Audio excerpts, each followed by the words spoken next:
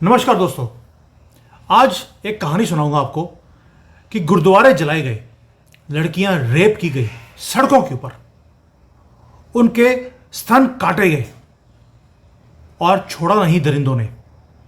और पिता है, उसकी बेटी बोलती है पिताजी मुझे मार दीजिए लेकिन मैं मुसलमान नहीं बनूंगी। ये एक सिख लड़की का एक स्टेटमेंट था। और हिस्ट्री सबसे बड़ी टीचर होती है दोस्तों। और अगर आपकी हिस्ट्री खून से भरी हो, उसके बाद भी आप उसको भूलना चाहें या एक्सेप्ट ना करना चाहें, तो ये गलती आपकी है।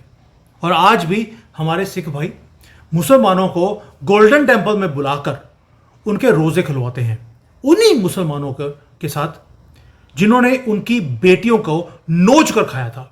ये कोई मूवी नहीं है दोस्तों, ना ही कोई फिक्शन है, ये रियल स्टोरी है जहां पे चीखें सुनाई देनी चाहिए आपको लड़कियों की।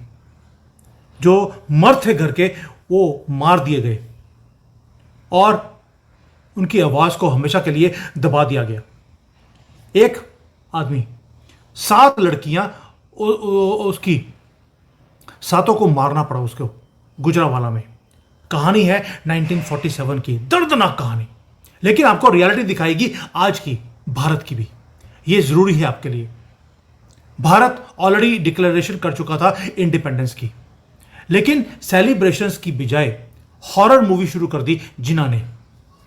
डायरेक्ट एक्शन डे डिक्लेयर कर दिया। यह कोई प्रोटेस्ट नहीं था, यह था कि काफिरों को मारो। डायरेक्ट एक्शन डे का मतलब यह था और वही हुआ गुजरावाला के अंदर, जहां पर सरदार हरि सिंह जिन्होंने कभी रूल किया था, प्राउड हिंदू खत्री फैमिली थी वहां पर। वो आदमी लाला बलवंत खत्री, अपनी बीवी प्रभावती और उसके 8 बच्चे, एक लड़का था और 7 लड़कियां थी। उसका एक ही लड़का था 20 साल का, लेकिन उसकी लड़कियां थी 19, 17, 16, 15, यहां तक कि 9 साल की बेटी। और प्रभावती उसकी जो वाइफ थी वो प्रेग्नेंट भी थी उस वक्त। और उसे आवाजें सुनती हैं अल्लाहू अकबर, ला इलाहा इलाही। गोल सिंपल था। सारा जो मॉब्स हैं ये मुसलमान, वो कहते हैं काफिरों की औरतों को हम वापस भारत में नहीं जाने देंगे, उन्हें हम गिरवी रखेंगे, कन्वर्ट कराएंगे, उनका रेप करेंगे अगर वो नहीं मानेंगी। लेकिन लाला जी, वही सिकुलर हिंदू, वो तो बिलीव करते थे गांधी के अंदर, ब्रदरहुड के अंदर, भाईचारे के अंदर। उन्होंने बोला ये मुख्तियार भाई जो है मेरे घर के साथ में मेरा भाई है, वो मुझे कुछ नहीं होने देगा। और उसने बोला कि ये जो पागलपन चल रहा है सड़कों पे, ये 1-2 दिन में ठीक हो जाएगा, कोई फर्क नहीं पड़ने वाला, उसके बाद जिंदगी बड़ी बल्ले बल्ले चलेगी। लेकिन तभी एक पोस्टमैन आता है लाला जी के घर में, सिख पोस्टमैन। हाफता हुआ बोलता है, लाला जी आप अपनी बेटियों को लेकर भाग जाइए। वो लोग, पूरा मॉब आपके, उनको मालूम है आपके पास 7 बेटियां हैं, वो उनको हड़पने आ रहे हैं। और सलीम जो है वो तो लाजो जो आपकी बड़ी वाली बेटी है उसको लेके जाना चाहता है। और जो शेख मोहम्मद है वो आपकी छोटी बेटी राजो को लेके जाना चाहता है। तो लाला जी ने उस पोस्टमैन को थप्पड़ मारा। क्या बात कर रहे हो तुम? सलीम तो जो मुख्तियार भाई मेरे घर के साथ में रहता है उसका बेटा है, वो ऐसा काम कर ही नहीं सकता। तो पोस्टमैन ने बोला, लाला जी आंखें खोलिए, जो आपका भाई जिसको बनाया आपने मुख्तियार, वही तो ये सारे मॉब जो 100-200 लोग इकट्ठे करके लेके आ रहा है, वो मुख्तियार ही लेकर आ रहा है। और सलीम ने वहां पे डिक्लेयर कर दिया कि जो बेटी सबसे बड़ी वाली बेटी है लाजो, उसको कोई हाथ नहीं लगाएगा, वो मेरी रखेल है। प्रभावती जो वाइफ थी लाला जी की, उसने सारी बातें सुनी, आंखों में आंसू आ गए और उसने भीख मांगी एक तरह से अपने पति के सामने कि लाजी यहां से भाग जाते हैं, वरना वो हमें मार डालेंगे, हमें कन्वर्ट करेंगे। और उन्होंने साथ में यह भी बता दिया कि उनकी जो बेटी है उसने बताया था कि सलीम उसे बार बार तंग कर रहा था पिछले कई दिनों से। और वो उसने बोला भी है, धमकी दी है कि तुझे मैं जबरदस्ती अपना बनाऊंगा। लेकिन लाला जी अभी भी डिनाइल मोड में थे। लेकिन उसके बाद उसकी पत्नी ने बोला कि जो मुख्तियार है वो खुद चाहता है तुम्हारी बेटियों के साथ शादी करना। यानी कि दोस्त जो मोहल्ले में साथ वाले घर में रहता है, जिसको भाई बनाया है, उसकी नजर भी लाला जी की बेटियों के ऊपर थी। और उन्होंने बोला कि उसने तो निकाह के लिए भी बोल दिया है कि मैं तुम्हारी बेटियों के साथ निकाह करने को तैयार हूं, क्योंकि तुम मेरे भाई हो तो मैं रेप नहीं करूंगा। लाला जी उस वक्त फिर पिछले दरवाजे से बाहर निकले और साथ में एक गुजरावाला का गुरुद्वारा था, वहां चले गए। वहां पहुंचे तो थाउजेंड्स ऑफ सिख अपनी बेटियों के साथ तलवारें लेकर वो वहां पहुंचे हुए थे। माएँ अपनी बेटियों को पकड़कर खड़ी हुई थी और जो यंग लड़कियां थी उन्हें यह समझ नहीं आ रहा था इनके साथ अब क्या होगा। आप सोचकर देखिए क्या खौफनाक सीन होगा उस फैमिलीज के साथ।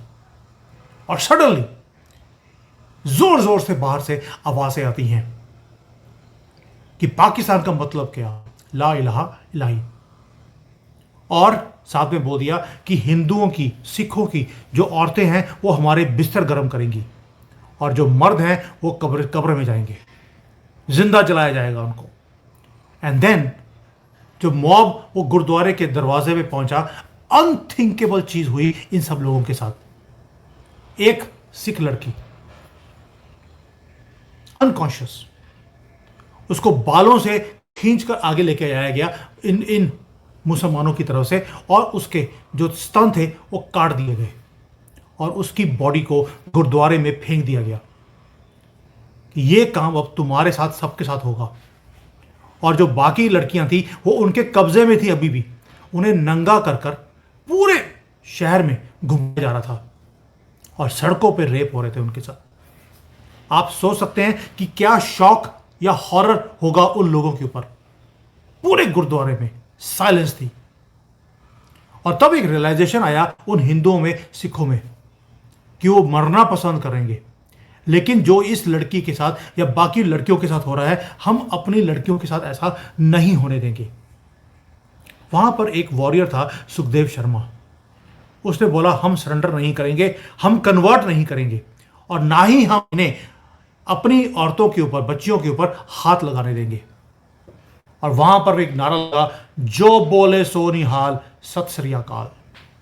और सारे हिंदुओं ने, सिखों ने मिलकर वहां पर एक कसम खाई, मौत ले लेंगे लेकिन अपनी इज्जत को बचा के रखेंगे।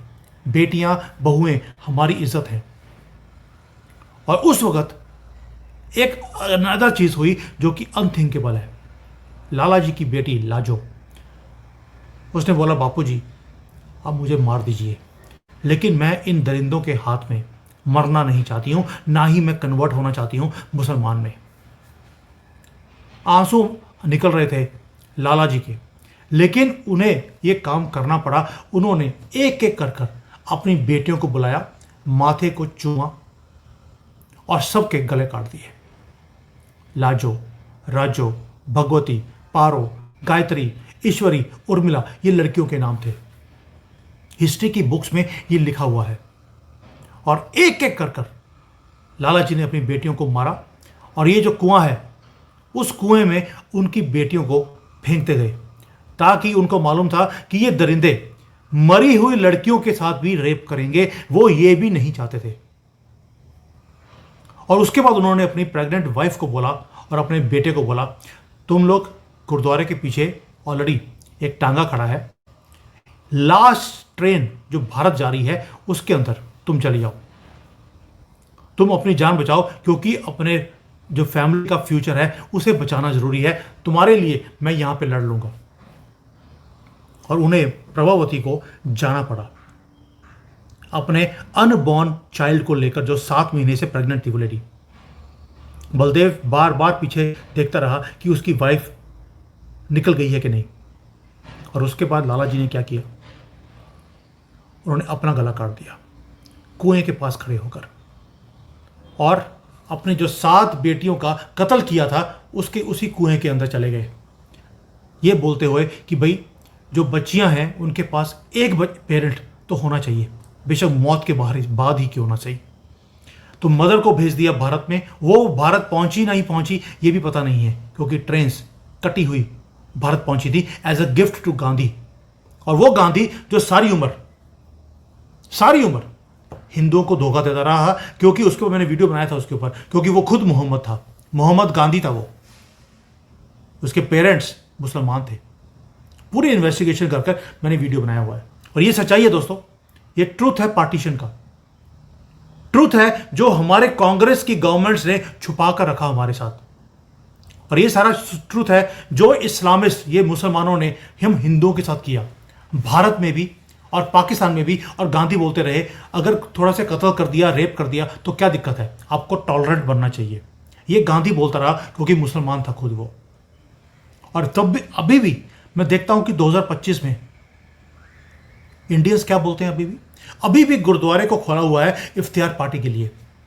आज भी वो उन लीडर्स को वोट करते हैं ये बोलते हुए, जो लीडर्स बोलते हैं कि मुसलमान तो खतरे में है, उसको बोलने की आज़ादी नहीं है। ये सिख और हिंदू उन्हीं लीडर्स को वोट करते हैं, वो लीडर्स जो बोलते हैं यहां पर टुकड़े टुकड़े कर देंगे भारत के, गंगा जमुना तहजीब। ये सारे लोग वो भूल जाते हैं ये लाजो और लाला जी की जो चीखें थी उन बच्चियों की। शर्म आनी चाहिए आपको, एंड शर्म आनी चाहिए उन सबको जो हमारे जो सैक्रिफाइसेस थी हमारी फैमिलीज की, हमारे एंसेस्टर्स की, उसको भूलकर सिर्फ इसलिए कि इंस्टाग्राम के ऊपर, यूट्यूब के ऊपर कुछ लाइक्स आ जाएंगी, कुछ वोट्स आ जाएंगी, उसके लिए मुसलमानों की फेवर की वीडियोस बनाते हैं क्योंकि वो वायरल होती हैं। वायरल करता कौन है? गुरुद्वारे से उनको वायरल किया जाता है।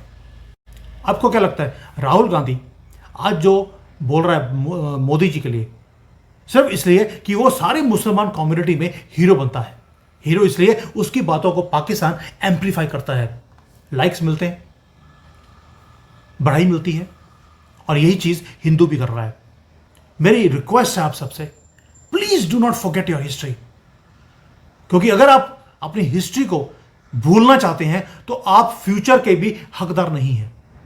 लाला बलवंत राय, इसको याद रखिए, और लाजो को याद रखिए जिसने बोला था मेरे पिताजी मेरा गला काट दीजिए लेकिन मैं मुसलमान नहीं बनूंगी, इन दरिंदों के हाथ मैं मरूंगी नहीं। और प्लीज एक कसम खाइए कि दोबारा से भारत में ऐसा नहीं होगा जहां पर पिता को चाकू लेकर अपनी बेटी का कत्ल खुद करना पड़े। हमारे लोगों ने तलवार उठाई अपने सर भी बचाने के लिए और फैमिलीज को बचाने के लिए, और आज हमारे ही लोग क्या कर रहे हैं? इन्हीं दरिंदों के साथ खड़े हैं। पानी हमने बंद किया पाकिस्तान का, और पूरे भारत में हिंदू सड़कों पे आ रहा है, हमने गलत किया। हमें पानी बंद नहीं करना चाहिए पाकिस्तान का, ये भी इंसान है, इंसान है ये क्वेश्चन मैं आपके लिए छोड़ता हूं कि क्या हम इंसानों को सपोर्ट कर रहे हैं या हैवानों को, और हैवानों के साथ, राक्षसों के साथ क्या करना चाहिए, ये हमारे शास्त्रों में लिखा हुआ है बड़ा क्लियरली। इनका कत्ल नहीं होता, इनका वध होता है। वो अपने मिशन में बिल्कुल क्लियर है। क्या आप अपने मिशन में क्लियर हैं? ये अपने दिल पर हाथ रख के बताइए। और ये स्टोरी अगर आज जो है आप जाकर चेक कर सकते हैं, इट इज दरिंद एक फैमिली की स्टोरी है, अभी ऐसी कितनी स्टोरीज हैं, और आपका सर शर्म से झुक जाएगा इसके बाद। थैंक यू, जय हिंद।